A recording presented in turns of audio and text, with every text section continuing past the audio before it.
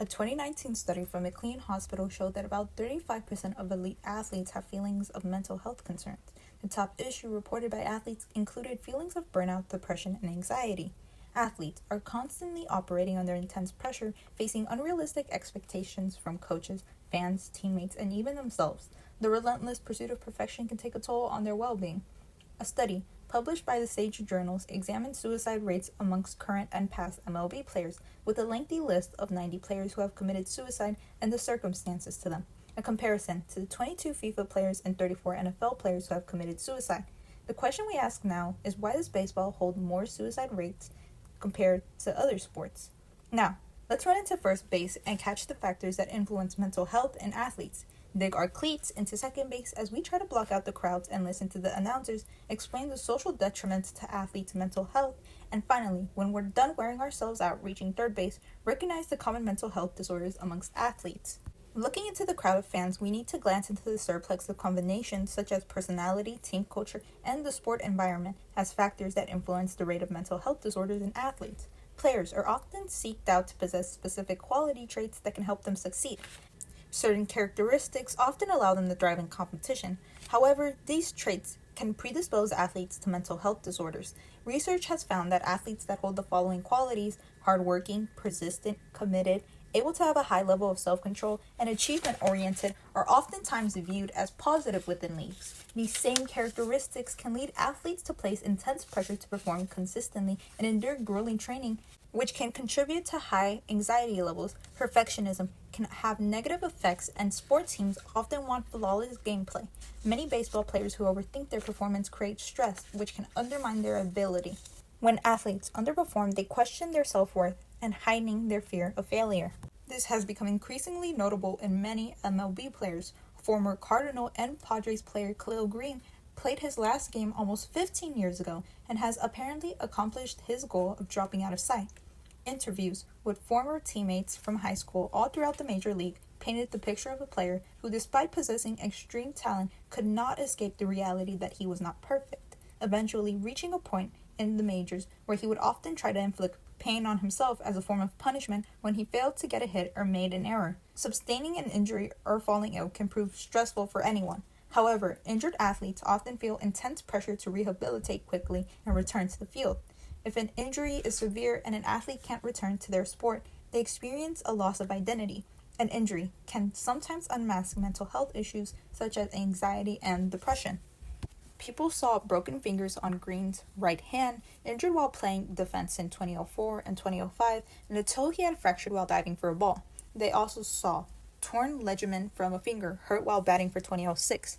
In one of his infrequent interviews, Green discussed the injuries during spring training in 2007.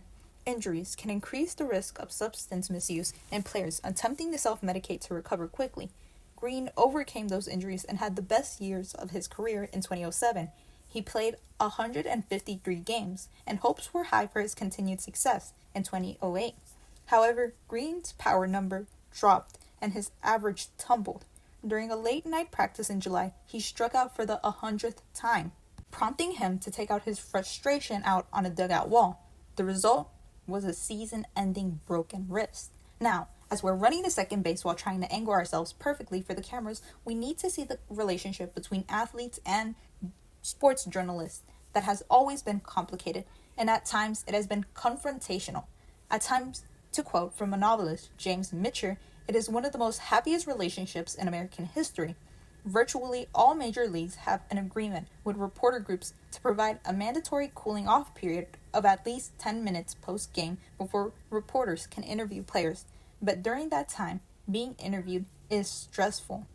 During the Mets-Brewer Game 2, while Mets were getting their last chance at the bat in a 5-3 ball game at the top of the ninth at American Family Field, the outlet opted to go on a live interview with the Brewers player, Milwaukee Garrett, who had just hit the go-ahead homer. Many fans of players also recognized this, taking actions into their own hands with tweets such as, at ESPN. You want to know something more important than an in-game interview? The game itself. One Twitter user wrote, "Amazing to miss a pitch in a one-out game in the ninth of a 5-3 game while lingering in the dugout talking to a player. Hey, at ESPN, it's making it inexcusable to do an interview in the dugout during the middle of a 9th inning. Another person wrote, imagine being fantastic on the field. You do your thing, and then in order to complete the performance, you have to go talk to 10 people who are asking you questions of whatever they feel like asking you. All while at the same time, it's impossible to know your answers and how they will be perceived. So it can actually attribute to the performance anxiety. Finally, after passing out on third base, many of us are starting to acknowledge the mental health of players. While it is not entirely new for players to take time off to deal with mental health issues, many baseball players over the years have been put on public disability lists for anxiety. Baseball players can be affected by anxiety in various ways. One of the most common symptoms is the yips. Medical professionals describe the yips as a type of muscle spasm. They lose control of their function, so it is typically very embarrassing, shameful, and traumatic, and not that unusual. When a player suffers from this condition, they can struggle to do tasks that might have seemed easy for them at one time. While anxiety is the biggest mental health issue, depression comes in a close second. The constant grind of the season and the uncertainty of the sport and isolation from family and friends can contribute to feelings of depression. Stress comes in as a third. The demanding schedule, the possibility of injuries, and the constant scrutiny from fans and media can lead to high levels of stress, isolation, and burnout tied at a fourth. The frequent travel and long seasons can lead to an isolation from family and friends, making it difficult to maintain a healthy support system, and the relentless demand for the sport can lead to a burnout, both physically and mentally. In needing to cut salary that winter, Padres traded Green to the Cardinals, who at the time only saw as a shortstop to their power potential, who should have been approaching his prime. They didn't know about the underlying issues. One possible warning sign came from the Padres manager, Bud Black, the day of the trade. One of the things that people don't see is how much he internalized so much. Black told the Union Tribune, he doesn't let it out, but he's a player who cares a great deal about his performance to the point where it gets to him. I wish he would let go and enjoy how good he is, but for whatever reason, he can't do so. It turned out Green couldn't do it in the St. Louis either, where his anxiety problems had led him to be put on a public disability list twice. On October 4th, the final day of the season, Green had struck out 4 pitches, swinging and missing the final pitch. He walked into the dugout, even though no one knew it then, away from baseball. Now that we have run to first base and catch the internalized and external factors that contribute to a player's mental health, we can see how maintaining personalities and physical injuries contribute to mental health.